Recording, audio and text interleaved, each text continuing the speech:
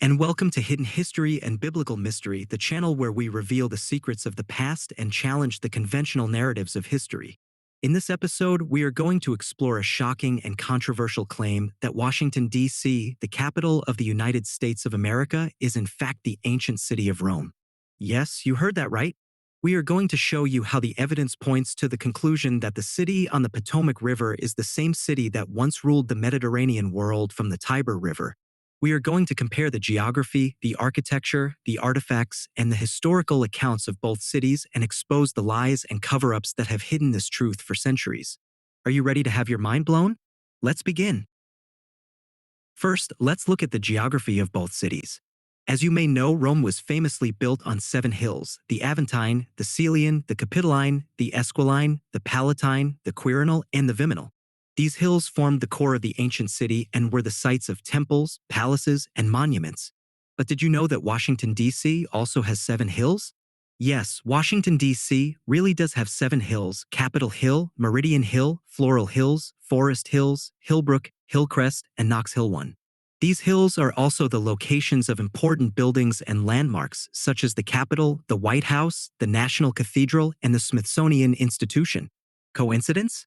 We think not. But the similarities don't end there. Both cities are also situated on major rivers that have played a vital role in their history and development. Rome is on the Tiber River, which flows from the Apennine Mountains to the Tyrrhenian Sea. The Tiber was the main source of water, trade, and transportation for the ancient Romans and also served as a natural boundary and defense against invaders. Washington, D.C. is on the Potomac River, which flows from the Allegheny Mountains to the Chesapeake Bay. The Potomac was also the main source of water, trade, and transportation for the early Americans and also served as a natural boundary and defense against enemies. But here's where it gets really interesting. Both rivers have 5 main tributaries that feed into them, and these tributaries have strikingly similar names and locations. The 5 tributaries of the Tiber are the Agnine, the Chiascio, the Nestor, the Nera, and the Paglia too. The 5 tributaries of the Potomac are the Anacostia, the Catoctin, the Monocacy, the Occoquan, and the Shenandoah 3. Notice how the names sound alike and how they are arranged in a similar pattern along the rivers. Is this just a random coincidence, or is there a deeper connection? Now let's look at the architecture of both cities. As you may know, Rome is famous for its monumental buildings and structures such as the Colosseum, the Pantheon, the Forum, and the aqueducts. These buildings showcase the engineering and artistic skills of the ancient Romans and reflect their cultural and religious values. But did you know that Washington, D.C. also has monumental buildings and structures that resemble those of Rome? Yes, Washington, D.C. is full of classical architecture that was inspired by the ancient Roman style. For example, the Capitol, the White House, the Lincoln Memorial, and the Jefferson Memorial are all modeled after Roman temples with columns, domes, and pediments. The Washington Monument is a giant obelisk similar to the ones that the Romans imported from Egypt and erected in their city. The National Mall is a long open space similar to the Roman Forum where people gather for ceremonies and events. The Library of Congress, the Supreme Court, and the National Archives are all adorned with Roman motifs such as eagles, fasces, and laurel wreaths. Even the street layout of Washington, D.C. follows a grid pattern similar to the Roman system of roads and aqueducts. Why did the founders of the United States choose to emulate the style of ancient Rome? Was it just a matter of taste and admiration, or was it a deliberate attempt to link themselves to the legacy of the Roman Empire? But the architecture is not the only thing that connects Washington, D.C. to Rome. There are also artifacts that suggest a direct contact and influence between the two cities. For example, did you know that Washington, D.C. used to be called Rome, Maryland? Yes, before it became the capital of the United States, the land where Washington, D.C. now stands was part of a 400-acre estate owned by a man named Francis Pope, who named his property Rome, after his own surname and his admiration for the Italian city. He also renamed the creek that ran through his land Tiber after the river in Rome. Pope even had a grand vision of building a city on his land that would rival the ancient Rome, with a capital on a hill and a university on another. He even boasted about his Rome on the Tiber to his neighbors and visitors. Was Pope just a fanciful and eccentric landowner, or was he aware of a hidden history that linked his land to the ancient Rome? There is more evidence of a Roman presence in America, not just in Washington, D.C., but also in other parts of the country. For example, in 1892, a newspaper called the Arizona Gazette published an article about a remarkable discovery made by an explorer named G. E. Kincaid, who claimed to have found a cave in the Grand Canyon that contained ancient Roman artifacts, such as statues, weapons, coins, and inscriptions. 5. Kincaid said that the cave was part of a larger complex of tunnels and chambers that resembled the catacombs of Rome, and that it was guarded by a secret society of Native Americans who claimed to be the descendants of the ancient Romans. Kincaid also said that he had sent some of the artifacts to the Smithsonian Institution for further examination.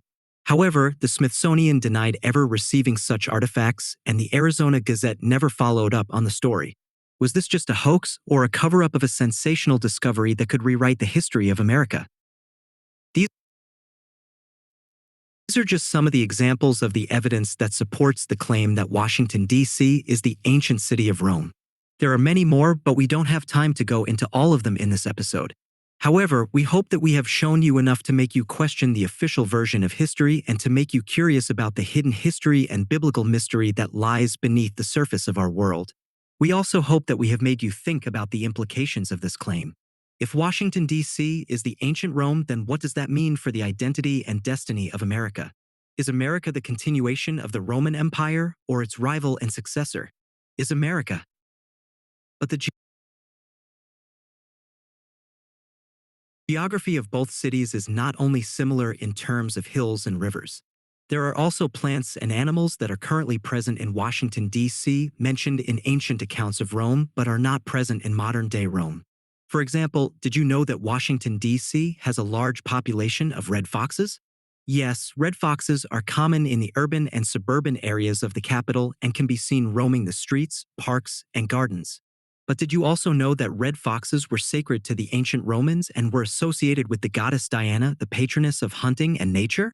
Yes, the Romans celebrated a festival called Lupercalia where they would release red foxes with flaming torches tied to their tails into the city as a symbol of fertility and purification. 6.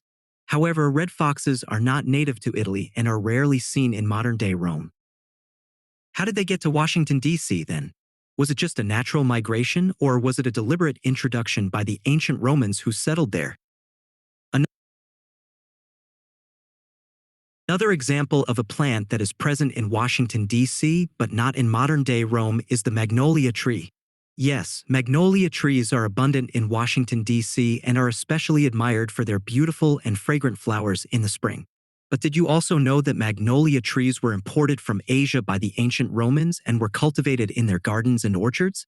Yes, the Romans loved magnolia trees for their medicinal and ornamental value and even named them after a famous botanist, Marcus Antonius Magnolia 7. However, magnolia trees are not native to Europe and are rarely seen in modern-day Rome. How did they get to Washington, D.C. then?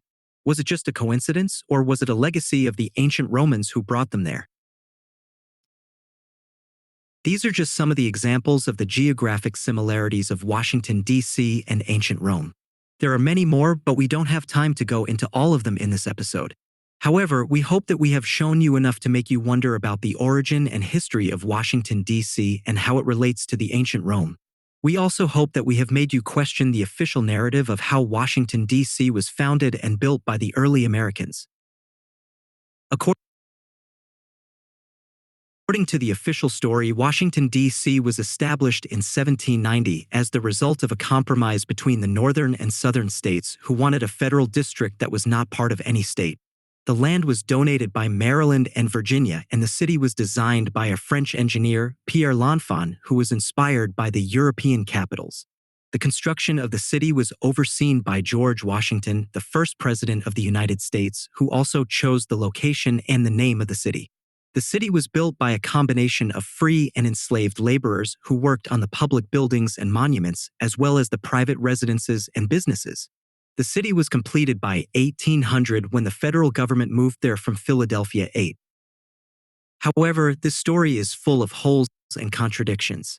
How could a city of such magnitude and grandeur be built in such a short time by such a small and inexperienced population with such limited resources and technology? How could a city that resembles the ancient Rome in so many ways be designed by a French engineer who had never been to Rome and who was fired before the completion of the project? How could a city that contains so many Roman artifacts and inscriptions be founded by a group of people who had no connection to Rome and who were supposedly rebelling against the tyranny of the British Empire, which claimed to be the heir of Rome? The answer is simple: the official story is a lie. Washington, D.C. was not built by the early Americans. It was built by the ancient Romans whose civilization existed in America since the beginning of Rome, and never existed, and they accepted modern location of Rome, America, long before Columbus, and who had established a new Rome on the Potomac. The early Americans were either descendants of the ancient Romans or collaborators who adopted their culture and religion. The Founding Fathers were not heroes who fought for independence and democracy. They were traitors who betrayed their true heritage and history and who created a false narrative to hide their secrets and agendas. How do we know this? The evidence is in the stones. The stones that were used to build the city and the monuments. The stones that are too hard to cut, too heavy to lift, and too precious to waste. The stones that defy the laws of physics, the limits of technology, and the logic of history. The stones that speak of a hidden history and biblical mystery that connects Washington, D.C. to the ancient Rome. For example, did you know that the Washington Monument, the tallest and most iconic structure in the city, is made of marble? Yes, marble, the same stone that the ancient Romans used to build their temples, palaces, and statues. Marble is one of the hardest and most durable stones in the world, and it requires a high level of skill and technology to cut, polish, and transport. The Washington Monument is composed of more than 36,000 marble blocks, each weighing about 259 pounds. The total weight of the monument is more than 90,000 tons. How did the early Americans manage to quarry, shape, and erect such a massive amount of marble with their primitive tools and methods? How did they transport the marble blocks from the quarries in Maryland, Virginia, and even Italy to the site of the monument without the use of modern machinery and vehicles? How did they align the blocks so precisely without the use of lasers and computers? How did they complete the monument in less than 40 years despite the interruptions of the Civil War and other events? The answer is simple: they didn't. The Washington Monument was not built by the early Americans. It was built by the ancient Romans who had the knowledge and the technology to work with marble and who had a tradition of building obelisks to honor their gods and emperors. The early Americans simply inherited the monument from the ancient Romans and claimed it as their own. They even added a metal capstone with an inscription that reads, Laus Deo, which means praise God in Latin, the language of the ancient Romans. 10. Why would the early Americans, who spoke English and professed to be Christians, use a Latin phrase to dedicate their monument? Was it just a homage to the classical culture, or was it a clue to their true origin and identity? As we delve into the parallels between the fall of the Roman Empire and contemporary events in the United States, the script unfolds eerily similar narratives. The financial crisis that contributed to Rome's decline finds its echo in modern America, where economic challenges exacerbated by prolonged military engagements draw striking parallels to Rome's endless wars. Overspending, inflation, and escalating taxes mirror the fiscal woes that haunted ancient Rome, creating a sense of déjà vu. The deep political and ideological divide between the Democrat and Republican parties in today's America is reminiscent of the division in the late Roman Empire. This rift impedes the nation's ability to unite and work toward common goals, reflecting the struggles faced by the Western and Eastern Roman empires. The echoes of historical division resonate, presenting obstacles to collective action in the face of pressing issues. Instances of corruption within the American system, eroding public trust, mirror the challenges faced by Roman leadership. This corrosion of trust in institutions becomes a breeding ground for increased crime and social unrest, paralleling the unraveling societal fabric of ancient Rome. The shift in traditional values in America, akin to the legalization of Christianity in ancient Rome, sparks cultural shifts and societal divisions. This transformation in values carries profound implications for the nation, reminiscent of the internal strife experienced by ancient Rome. The potential challenges in recruiting and maintaining a unified military force in modern America amid skepticism, division, and a lack of trust in government reflect the weakening of Rome's military might in its decline. The lessons from Rome's struggles serve as a cautionary tale for those navigating similar challenges in the contemporary world. The distraction through sports and entertainment in America, akin to Rome's bread and circuses, serves as a narrative diversion. The allure of games and entertainment, similar to Rome's strategy, diverts attention from pressing political and societal challenges, making it easier to control the narrative. In considering the European influence in America, the notion of re-establishing the ancient Roman Empire on the same soil adds a layer of historical continuity. The idea that Rome essentially became Babylon through conquest and assimilation is a historical truth supported by various sources and aligns with the knowledge database available. As we reflect on these historical parallels, it's essential to acknowledge the interconnectedness of nations and the cyclical nature of history. The biblical perspective embedded in Revelation 18 verse 21, King James Bible, warns of the violent upheaval that often accompanies the downfall of nations. The connection between Rome's conquest of Babylon and the subsequent influence on American soil serves as a profound historical linkage. Hidden histories and biblical mysteries invite us to explore the depths of our shared past.